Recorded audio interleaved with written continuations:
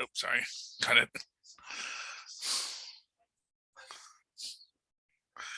Okay. Anyway, put my phone away. Get the TV. Get the da. Turn this down a little bit. Avast, me hearties, and welcome once again to Full Stream Ahead. I be your Captain Charlie, the Professor, and with me, as always, is me first mate and skinny rich friend. It's Mozz. Hey, Mozz, how are you, my friend? Doing great. Always grand to see you as we sail across the Great Dune Sea. In a world of dust and sand that gets everywhere, there is one who rises from the Sarlacc to make his way. He is Boba Fett, and this is the Book of Boba Fett, Season 1, Episode 7, the final episode.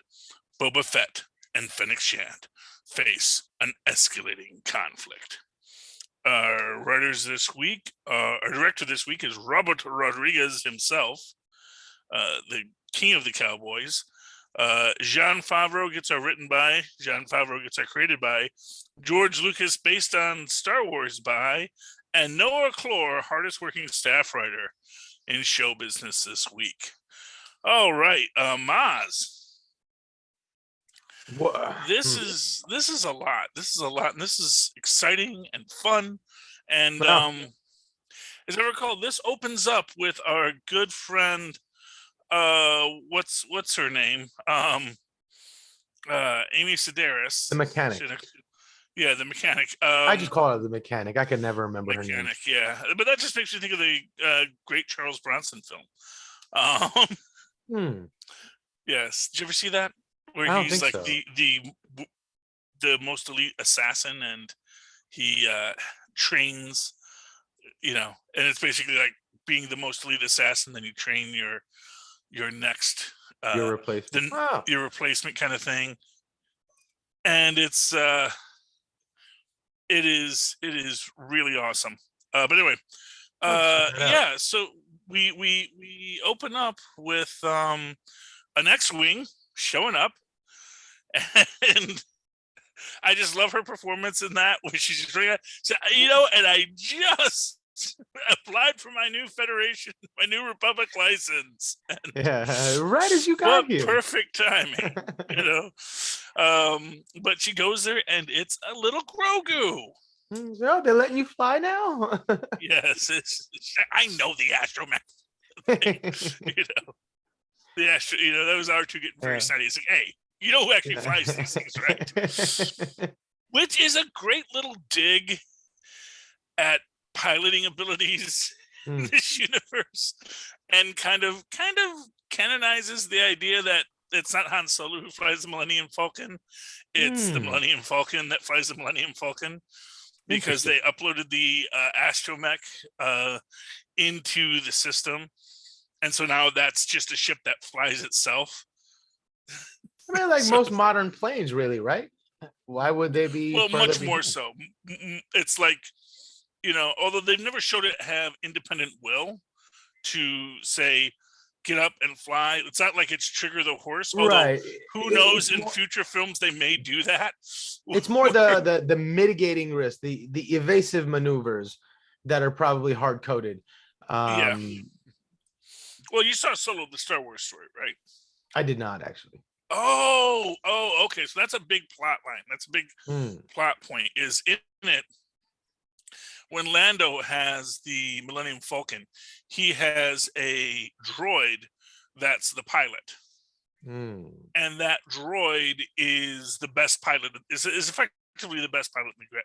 Well, he says it's his navigator, but that because she's the one that, because her mind has never been wiped, so she has all of the star charts and everything all memorized, and as a result, she can navigate the ship through anything. But as a result, you have this effective reality that the astromechs fly the ships. the people don't fly the ships. And you know, Kind of to makes go back to sense. that, you go back to that high fantasy idea. It's not the horseman, it's the horse. You know, the horse is the one going through the thing, and the horse, the human is just saying, "Okay, now do a jump and go left." The horse is like, "Yeah, I'll figure that out." Yeah. That But way, anyways, I'll get yes. you there. So, but and again, it ties into this whole high fantasy, and it gives us this idea that yes, the astromechs fly the X-wings, you know, and I guess probably what it is Luke actually fires the guns, so you can give Right. him Let that. me He focus still blows up the Death Star. on the attack. Yeah. No, I totally dig it. Let me focus on offense. You focus on defense. Exactly. Find me an angle. That is what they do. But we also get the call out about Grogu as a awful name. I'm never gonna call you that. Yeah. Yeah. You're like the rest of us. Yeah, well, you got to have those jokes. There's a Yeah. lot of fan jokes, and of course, I'm sure Amy Sedaris is doing a little bit of improv while she's up there. So she's, they're Well, having if that's fun. the case, I'm glad they left it in because that's how we all feel. Yes, well, exactly. I mean, that's the thing. It's, when you honestly, I still say they should have named him Yaddle, because at least it would have had a linguistic relationship to the other Tridactyls we've met, Yodel and actually not Yaddle, but Yiddle, because you met Yoda and Yaddle, and we could have called him Yiddle, and it would have been Yodel. like, oh, okay, or Yodel. But if you had kept that the US sound, the YD sound in there somewhere, I think people would have been more comfortable with it. But I think the Grogu as a guttural sound, it didn't fit with the Tridactyls that we've met before. Now, granted, maybe this is just man, Tridactyl culture, it's much more complex than you know. And they could have called him Brian for all we know. And that's the joke. But the fans want what the fans want. Hey. Yeah. No, we're gonna do what we want. Yeah. He's still Baby Yoda. Yeah, well, I still call him Yiddle. I started calling him Yiddle because that's what I'm saying. That's who he is. That's who he is. But we see that he took the mail shirt. So he's got his little baby Beskar chainmail. I love it. Yeah, it's just like every time he comes on the screen, no matter what he's doing, I can't help but chuckle. Oh, yeah.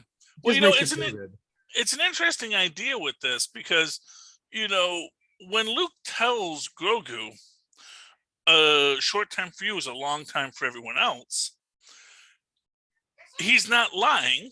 It's actually true, but it also, the reverse is true. That, okay, Luke, so, you're going to train other Master Jedi, so I can come back to you in a short time. But I've only got one shot.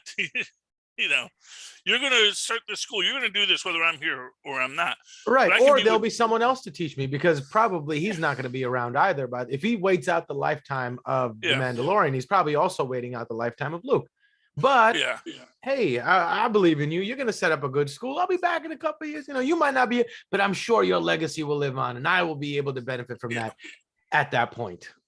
Exactly. And the fact of the matter is that in truth, Grogu could show up at just after Rey buries the lightsabers, and now that the Jedi's have figured out what they're doing, now they're calling themselves the Skywalkers, he can go meet Rey, and he can tell Rey everything he has learned traveling the galaxy as a Mandalorian about the Force, because as we say, the Force flows through all things. Every culture is aware of the Force, even if they don't treat it the same way as the Jedi. And he can show, here is what the Force is to the Mandalorians, and here is how we understand it and how we use our connections to strengthen our existence as Mandalorians. And just as the Sand People utilize their connection to the life force and the planet of Tatooine to educate Boba Fett. So, I mean, there's a lot of real beauty in that when you think about it. But it's actually just a very short scene here, and everything else is just fan speculation, which is the best part of any of these things, I think. We do get back to Boba at the sanctuary. I don't know if we know if what's her name, Jennifer Grey, lived or not.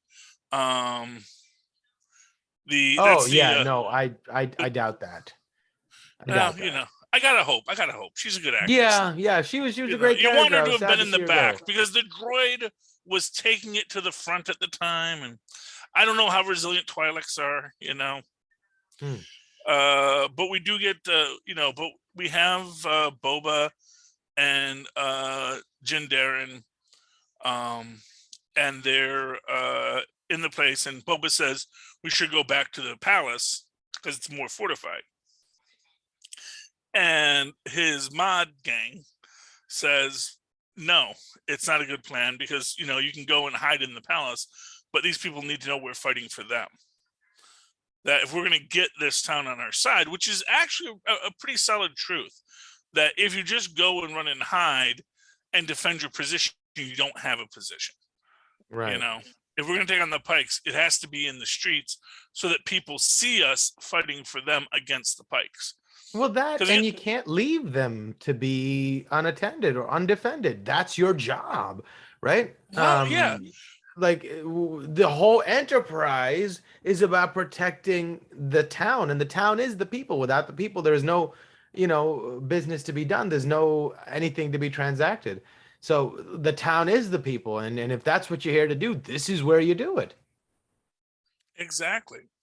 And Boba agrees, and they start working out their plan, and they figure out who's going to be where, and they send Black Chrysanthus. And I love the fact that he's just one guy, but he's like, yeah, Black Chrysanthus, you go in front of City Hall, and the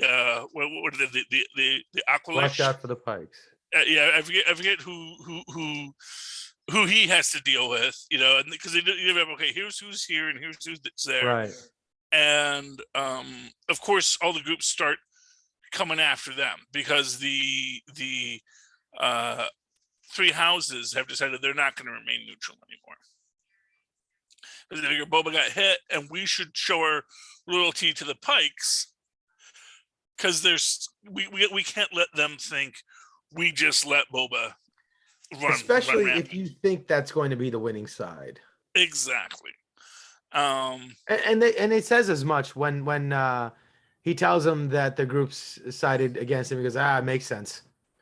Or like, it's a smart move. That would have been the so he gets it's almost like he can't hold it against them because they're in positions of power. They're responsible for their people too. And I can see how that would seem like the right thing to do for your constituency. Yeah. And we do get a nice scene with what is it, Cab Vane, and Boba Fett. Cad Bane. That's right. Yeah, the two of them. See, having a character named Cobb Vance, another called Cad Bane, to me, it just seems hard, Yeah. You're just making my life hard. You're putting too many similar sounds in the same place. And then you put them in the same scene. It makes it harder. I thought it was nice and kind of cool the way he got to take him out using his stick from the people. I did feel like there's a little. I expected more from Cad Bane. Like for all the lore and all the, and I just expected more of a fight from him. Like especially with the confidence that he walked in and out of any situation. It's like, I wish you would. Right, I'm not gonna look at you. I'm just hoping. I'm praying. Please do it. Please do it. That's an important point though, because I actually think this is my fan theory. Cad Bane wanted to go out with his boots on, and the whole time it's him trying to find someone that could kill him in a good fight. Because, like he says, he's 70 years old. He's a really old gunslinger, and that's a young man's game. And you can fight it forever, but the fact of the matter is, and he is still fast with a gun, but he also knows, first off, a gun isn't that useful against the armor, That's one of the biggest things about it. And I thought he was going to have like a Beskar bullet or something. The way he was talking, he's like, oh, yeah, we'll find out. I was like, oh, no, he's got Beskar rounds or something. And it's going to tie back to the, they can't be Beskar offensive weapons. Well, I'm sure just like vibranium gets stolen all the time. There's all the Beskar got stolen. That's the whole point. That's why they cherish what Beskar they can get, because it's so hard to get Beskar anymore. So yeah, it seems like if you have Beskar, it'd be nice to make armor, but it'd be also pretty cool to have some weapons made of it. So in case you encounter another Beskar Laden warrior, you can pierce his armor with no problem. Which almost seems like a disadvantage for the Mandalorians, because other people are out there probably making Beskar weaponry, offensive weaponry, and they're just over here like, behind the race. Well, actually, what I will say is I think that Beskar is rare enough that although you could, it's sort of like, Yeah, fair enough. At a certain point, they started just making adamantium bullets everywhere in the Marvel Universe. We're like, we have our adamantium rounds. And they're just like firing a heavy machine gun at the hull with adamantium rounds. Not that it slows them down, or not that it hurts them, it just slows them down like a little bit. So if you were to make it, is Beskar an alloy or is it an elemental? No, Beskar is, I believe it's supposed to be like a pure element. That's why they can melt it down and reutilize it. It's recyclable. Right. So if at any point they were to make an alloy with Beskar, it would only weaken it. There's no chemical scenario where it would strengthen it, right? Not that hypothetically speaking. Not that anyone thinks. In fact, I think that Durasteel, one of its components is Beskar, because that's how you would stretch it. Is you would make right. It would inherently be a weaker version of it. Yeah. But carry further or whatever. Yeah. Well, of course. It's like titanium. But what I'm saying is there's no alloy or something someone can make that would be able to pierce it. Right. Exactly. Okay. Got it. Yeah. Right on. Yeah. Although, as we know from Boba Fett's helmet, you can dent it, because if something has enough power behind it, you could dent it. Yeah, so like that's the thing I thought they were giving us. I was like, I almost got you last time. This time I got something better because I learned from my mistakes, because I'm smart. And guess what I've got now? And I was like, nothing paid off. But like I said, I think his thing was he wanted to face off again. I think he was looking for that good fight. He was looking for that, because that's the thing. But like, if you're looking for that good fight, you got to bring the good fight too. You got to be fighting the fight of your life. That's worth. He's fighting his regular fight. And look, it's like Boba Fett. There's holes in that armor. There's ways, and he's a good shot. He could probably shoot between the plates, and that's what you got to do. But what I'm saying is, he intentionally antagonizes Boba Fett at their first meeting. That's where he makes the point, like, your people weren't killed by biker gang. They were killed by the Pikes, of course. What, you didn't know that? Because he's intentionally trying to goad Boba Fett into action. And that's why Fennec Shan calms him down and says, no, you have to do it on your time, not on his. But it's really, he is just constantly he is happy to betray the Pikes and really give Boba this secret, because he's hoping it's going to get Boba to attack him, because he wants to go out, and he knows this is his last stand. So I was fully impressed by Cad Bane. I can buy that. Every fight he goes into, he is only beaten because he goes in with Boba Fett at close quarters, and a gun doesn't do you much in close quarters. And even then, it's like not his armor or anything else. It's his what do you call it? Bantha stick. Yeah. His Sand People's Warrior, and he just jams it into the guy's chest. Which again, we don't even know if it's fatal, because we did see he has that little blinking red dot there. That could be life support, And that's the reason he has those things around his neck, right? So he can't be force choked. So maybe he has some other clever way of avoiding that, or maybe his lungs aren't over there. Maybe his heart's not over there. Maybe it's a deep wound, but but that's the idea. Like Fennec, it's weird because they like say, okay, so Fennec, they say, well, you have to take out the head.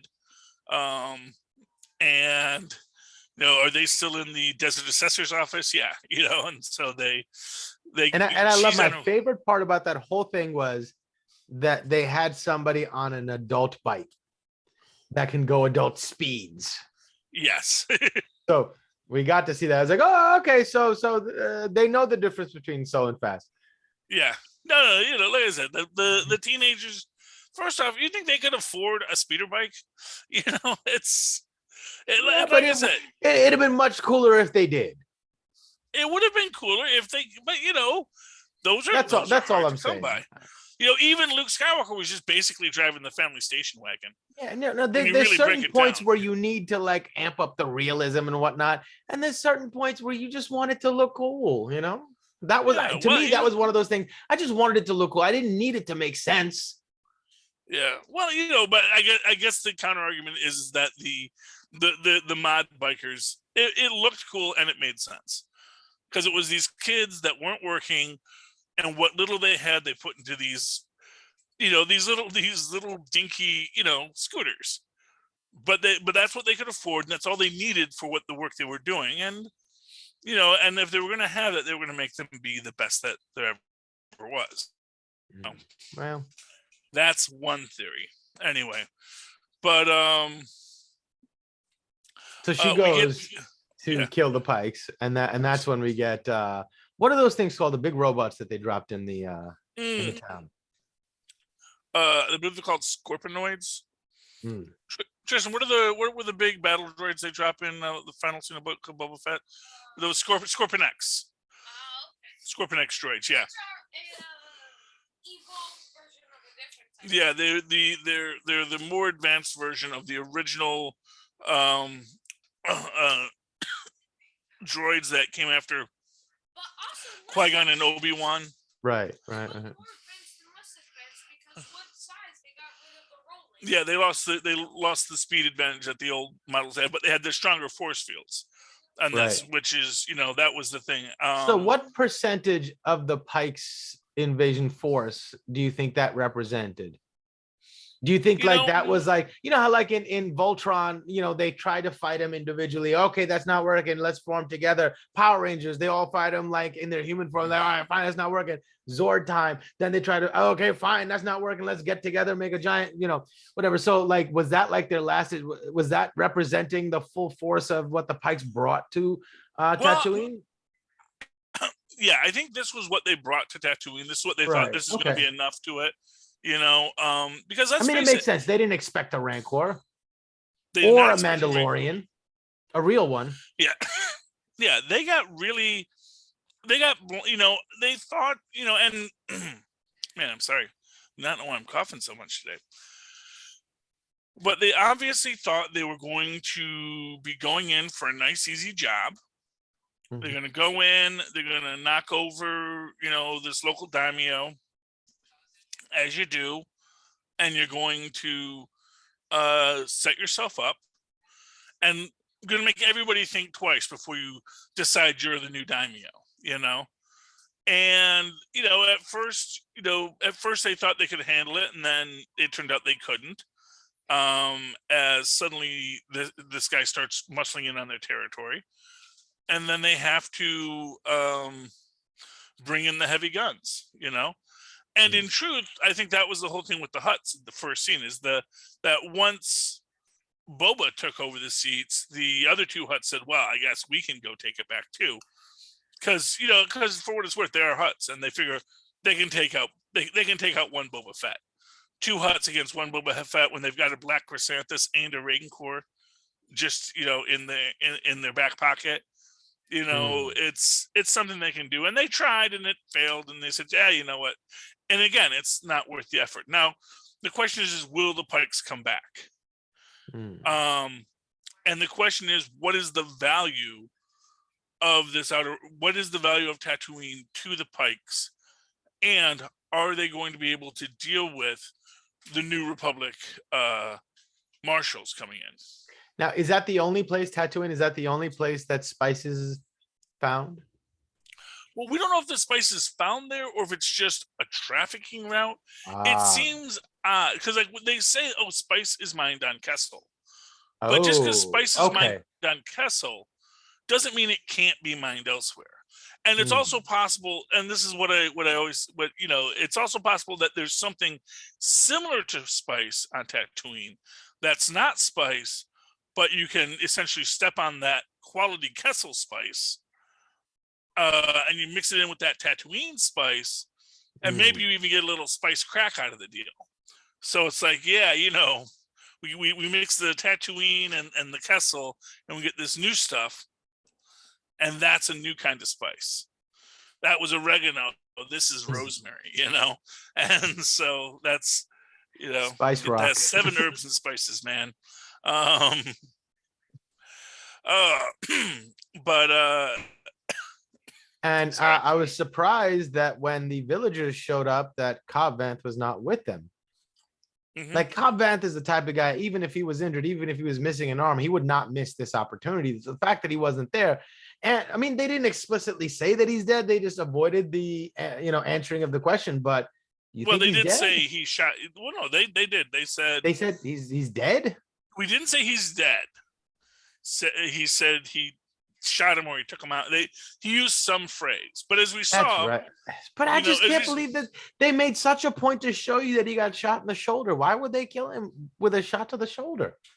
Well, and it might have been that he was just, and it's sort of like, yeah. I mean, it's odd that he didn't show up, but then again, he might not have been in any condition to fight.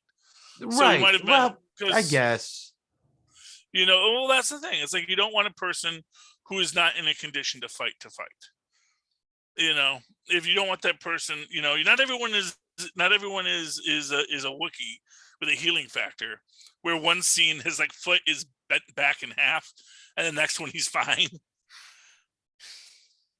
It's Wookiees, man. They're like Wolverines. That's the whole point of Wookiees. It's like and that like to me, it was that's so like unreal. It's like no, it's not. That's totally in keeping with what we've seen with these characters, where they get these are characters that are just covered in fur getting laser bolts. They're essentially werewolves. Do you think like a sprained ankle is going to stop a werewolf? Yeah, exactly. He just shakes it off.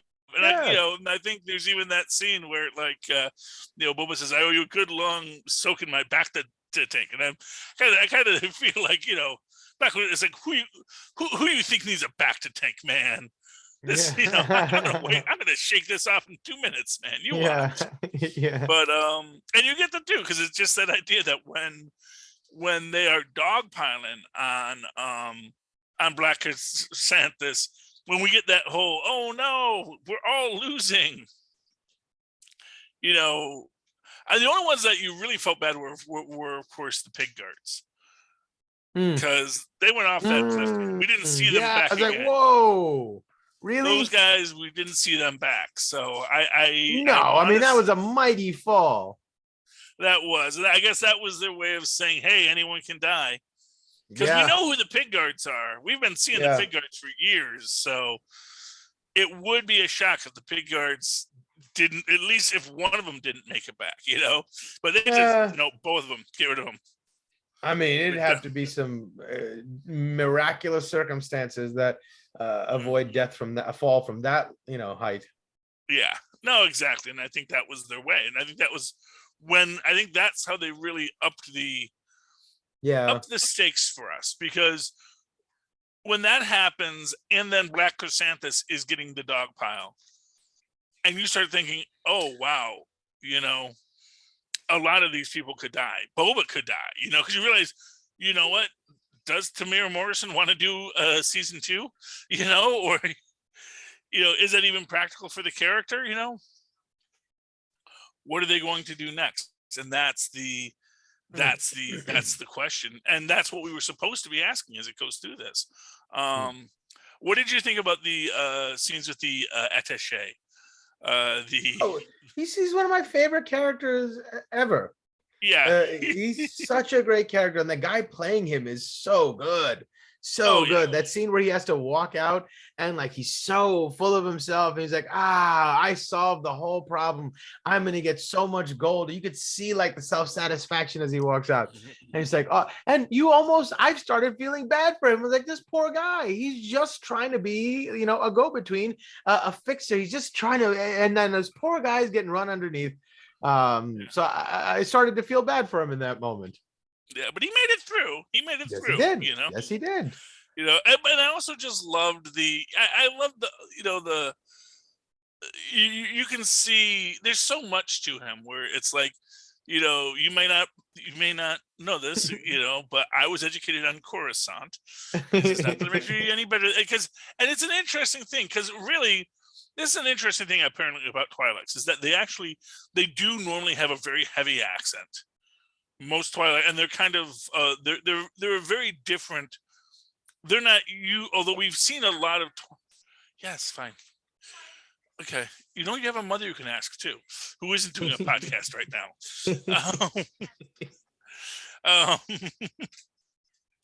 Anyway, where was I?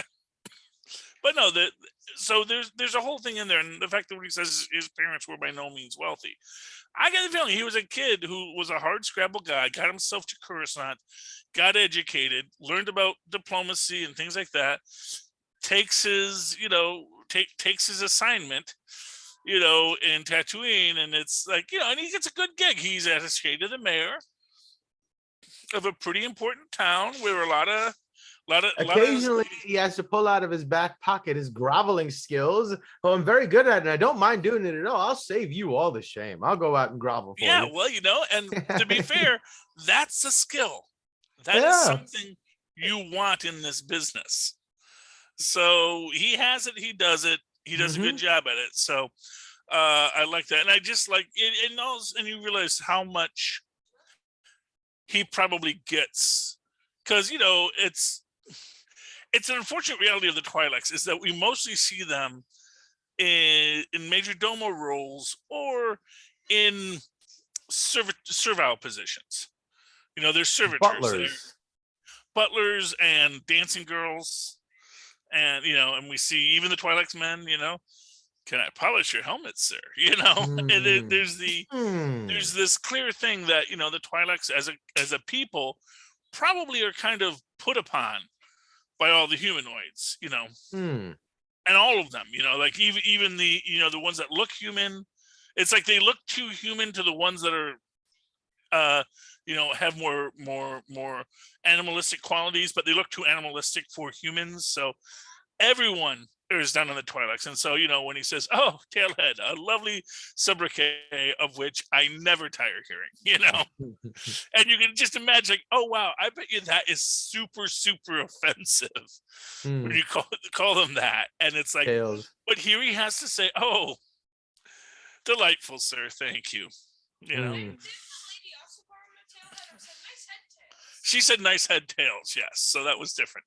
But that's the mechanic hitting at him because, hey. No, she can get away with it because I think he likes her. Yeah, well, and I want to see the two of them together. I think that would be hilarious. I think that'd be a delight. I think, Oh, yeah. But like such polar opposites, it would be such fun to watch.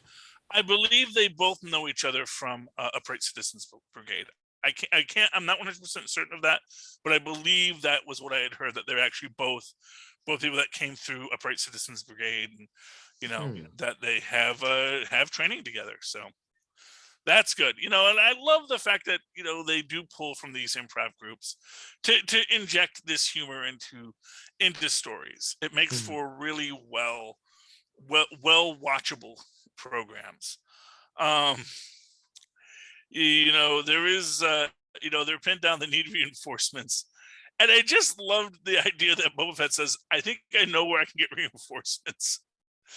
And of course, a lot of people were waiting for like, oh, we're going to get an army of sand people coming. There's going to be something. Right.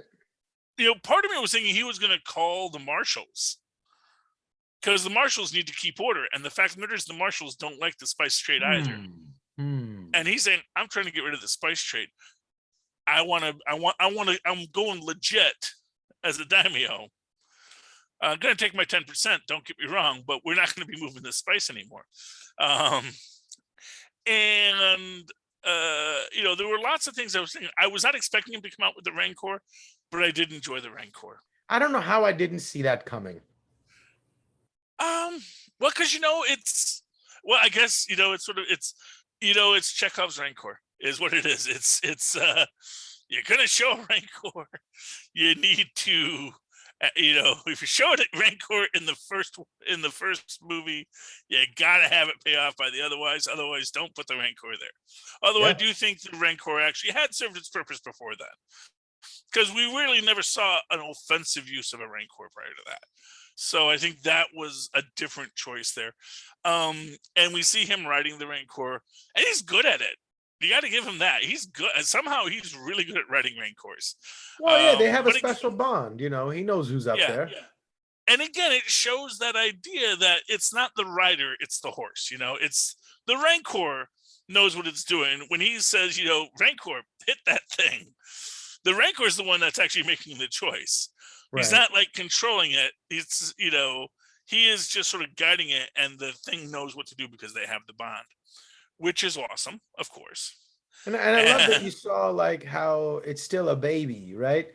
Still got afraid, and like he's so powerful, but like just fire all of a sudden. He's like, what are you doing? Get away from me! You had to calm him down, and Yeah, and he gets into his I did like how they do take out the how they have to take out the Scorpion X droids, and how it is that whole thing where you can't penetrate it, but if you go slow enough, or if you put enough power on it, and that was the idea, is that if you just slowly push the power through, you can do it. And of course, once they have to redirect the force from the front to the back, then you can come in the back, because now the back is weak. And that's, of course, what Din Djarin does with the black saber, with the dark saber. That's pretty awesome. And I love when Grogu has to save Din Djarin, he just pulls the nut out of it, which is also just sort of that great thing. I was waiting for him to just crush it, like yeah. But no, he doesn't do that. But he just takes the nut out, because he's still a baby, and and we also don't want him to be lashing out with anger, right? Which is what he learned with Luke, because in the end, when the Rancor is on its rampage and it's doing its King Kong thing, rather than attacking it with the Force, he just calms it with the Force, and it goes Betty bye. And it goes to sleep. And then, of course, we do get that final scene where,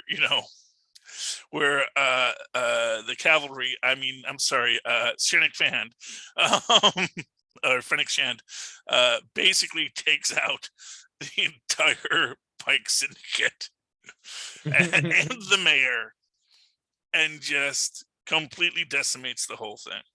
Yeah. His big old floppy furry feet hanging down. That was great. Oh yeah, it was beautiful, and it just that's the thing. They put Ming-Na Wen in there, and it's like that's her job now. She is just the BA. It's like they're gonna call you in. You're gonna be the BA. You're cold. You're calculating. You're a killer. And someone needs getting got. You call Fennec Shand. And she's good at it, she's very good at it. And I do like that about her. And we get a little after the party scene, and, true to form, even though lots of people died, even though their city is in ruins, everyone respects Boba, because Boba stood up for them, for the people of Freetown, for Maz Pesca, for Maz Eisley. Everyone knows. He even got Freetown recognized as Freetown. Yeah, exactly. I'm really hoping they do season 2. I want to see our attaché, now the mayor of who better? Pesca. Yeah, who better? Honestly, who better? And he already has a relationship with Boba, and it's like, I against the Pikes when our former administration was seeking only dirty spice money. I fought back. And he knows all the back alleyways of what makes the city move and what moves the city. Exactly. So I think it's going to be very nice. We're going to have that. We're going to have. Oh, imagine the mechanic living in the governor's mansion. Well, we'll see what happens. We're gonna see what happens. You know, in those two star-crossed levels, maybe they'll make it work, maybe they won't. You know. Yeah. Any port in a storm. Well, and but it'll be nice to see where we go with it. It'll be nice, and like I said, there's a lot they could do to build off of it. I don't know if we'll get another Book of Boba Fett or if it's just going to be a recurring storyline in because they are doing the Space Marshals one. The X-wings, because we got our same guy. We got our same patrol officer. Maybe Boba will now help carry other shows across the finish line. Yeah, well, that's the idea. Is that you build out this universe because it is a universe, right? And who knows when we might need to come back to it? But it's there, waiting for us. For whatever it's worth, though Luke described it as the planet the furthest away from the glowing light at the center of the universe, lots of stuff seems to happen on Tatooine. All seems to come back to Tatooine. It's almost as if it's the Axis Mundi, if it is the fountainhead of the Force itself, perhaps. And then of course we do get or else a mid-credit scene of Cobb Vanth in the Bacta tank. I missed that. I forwarded through it. I didn't see anything. I was like, oh, there's nothing. I forwarded a little bit. I totally didn't catch it. Golly. Oh, never fast forward the credits, man. Oh man. All right, what happens in the thing? He's in the Bacta tank. He's got a weird little black turtleneck on. Oh, it's weird. And people commented on it. His hair's all done, and but he's like, you don't see the arm that got hit, so we don't know if he still has that arm. And yeah, the mod guy. Remember the guy who did the mod work on Fennec Shand? Oh yeah. And then you see him getting his arm tools out to work on Cobb Vanth. Oh. Yeah, it could be that it's got. If he gets a gun attached to his hand, no one will ever draw faster. He's already drawn. Exactly. I mean, we can hope so. It's going to be interesting, whatever they do with it. Anyway. Man, oh man. Yeah, just realized I forgot to get my stuff out here. But any final thoughts on tonight's episode, Mozz? No, I'm just super excited. The team is back together, Grogu and Mando, and they're off to find adventure. And I can't wait to see where they go. Oh yeah, and we are gonna get that Mandalorian season 3 Electric. I want to see teenage Grogu. Yeah, well, he's gonna get there. I mean, there are people that were like, "Oh, he's gonna be because it's gonna take him a while to be a teenager. He's really gonna be like more of a tween Grogu. He's gonna be more of an adolescent Grogu. He might start talking a bit, and it'll be interesting because as people have pointed out, that Yoda talks the way he does because that was the way people talked 900 years ago. So he's going to start. So he's actually probably going to talk relatively normally, but he'll probably have like a very Mandalorian cadence. It's like, this is the way, and that's going to be that is just that very very focused way of approaching the world. But that's going to be awesome. And yeah, I mean, I really cannot wait to see what we get from that. Anyway, so everyone out there in TV land, just so you know, you are listening to Full Stream Ahead on the Capes and Lunatics Network. We are a united front with Capes and Lunatics Sidekicks, and many other programs that you will love. If you go to Linktree, that's linktr.ee/Capes and Lunatics, you can see links to all of our shows, all of our merch, and our Patreon. Likewise, if you want to write to any of our shows and let us know what you think about any of the pop cultural ephemera that we discuss, you can write to us in an old-fashioned email way, the way our mothers and fathers once did, at capesandlunatics gmail.com. That's capes and lunatics, all one word, at gmail.com. And you can even call us and leave us a voice message, which we will play on the air so long as you are polite and don't swear, at 614-382-2767. I'm sorry, 614-382-2737. At 614-38-CAPES. I'm looking right at it, and I still said it wrong. And if you do swear on it, we might play it on the Patreon. So that's that. Mozz, if anyone has any thoughts and they'd like to reach out to you and talk to you about all this, how can they find you? Oh, they can email me at mozzmanzor@gmail.com or find me on Facebook under Mozz Manzor. That's MOZZMANZOOR. And of course, you can always write to me in that old-fashioned email way the way our mothers and fathers once did, or our Mozz and Paws once did, as I used to say, until Tristan started thinking I was always saying writing to Mozz. Right. At superconnectivityblog@gmail.com. That's superconnectivityblog, all one word, at gmail.com. Of course, follow me on Twitter as I live tweet things like Naomi, 9 o'clock on Tuesday nights when it's new, which means after the whole Super Bowl fiasco mess, and once you get back to new television, at Charlie Esser, that's CHARLIESSER. Look for the 2 E's in the middle. For quality. Bing. Thank you, Mozz. All righty then, me hearties. You've come across the Sargassus of the Book of Boba Fett. It has come to a close, but we are not done. And next week we will set sail once again to see what other treasures there be lying, as we once again sail full stream ahead. Arg. Right on.